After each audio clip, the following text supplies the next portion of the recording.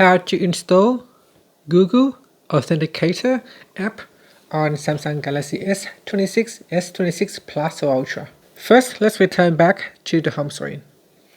Then go into the apps screen and open up Play Store.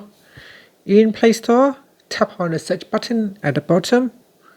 Here we go to the top and type in Google Authenticator. Then tap on the install button. Once it has finished, tap on open. Then tap on get started.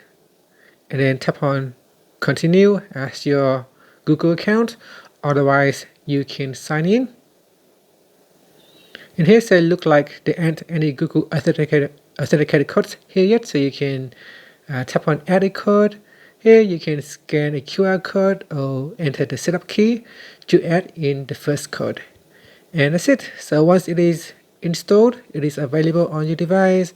You can use it to authenticate or to save authenticate a code for other apps.